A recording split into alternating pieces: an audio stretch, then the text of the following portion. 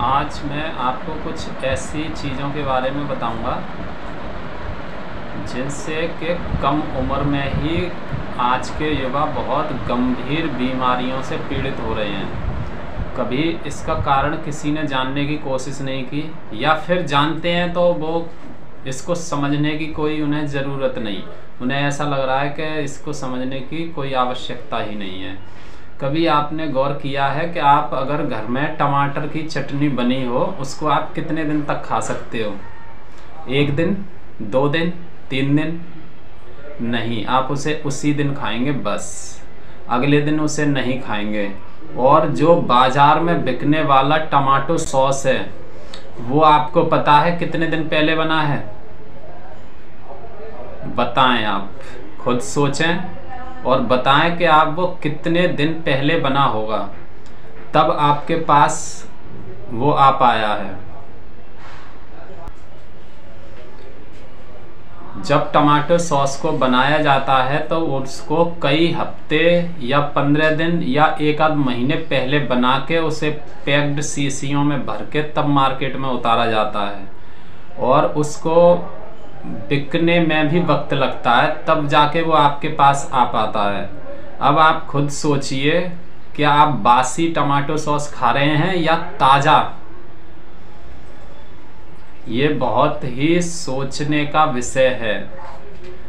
यही शायद बीमारियों का कारण हो सकता है। दूसरा कारण मैं आपको बताऊं, आप अपने घर पे पानी जो है कितने दिन रखा हुआ पीते हैं? मेरे ख्याल से उसी दिन का ताज़ा पानी पीना पसंद करते हैं। और जबकि बाज़ार में, मार्केट में आरओ वाटर, या जिसे कह सकते हैं आप मिनरल वाटर, जो बोतलों में भर के पैक करके बाज़ार में बिकता है, वो आपको पता है कब भरा गया है? नहीं पता आपको कब भरा गया है। हो सकता है 15 दिन पहले भरा हो सकता है 1 महीने से रखा हुआ हो।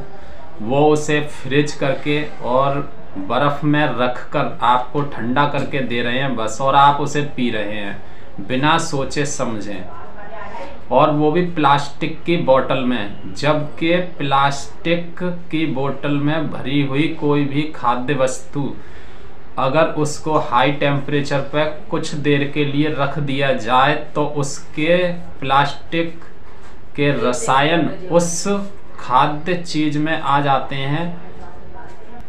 उस प्लास्टिक के कुछ रसायन उस पानी में आ जाएंगे जिसे आप पी रहे हैं, जबकि ये बहुत ही घातक है। आपको लगता है कि जो दूध है, दूध नहीं पी सकते, या फिर तर्क देते हैं कि दूध बहुत महंगा है। आप दूध तो नहीं पी सकते, मगर कई महीनों पहले पैक्ड हुई कोल्ड ड्रिंक्स पी सकते हो। सच बात है ना ये?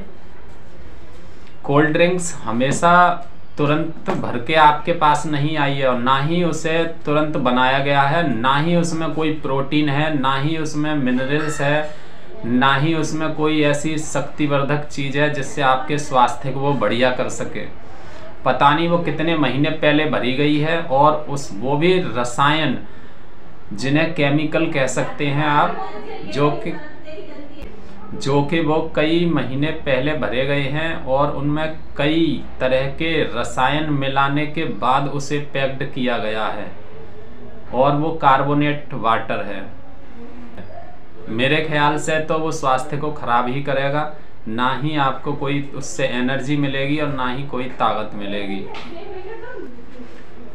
मार्केट में बिकने वाले बादाम, पिस्ता, किशमिश, छुआरे आप बिल्कुल नहीं खाते हैं, और अगर खाते हैं तो बहुत कम मात्रा में। और जो चीज़ें मैदे से बनी हुई हैं, जो कि तली हुई हैं, रिफाइंड की हुई चीज़ें हैं, उन्हें आप बड़े आराम से खा लेते हैं और रोज़ाना ही खाते हैं, जैसे कि समोसे, पड़ाके, टिक्की और नमकीन।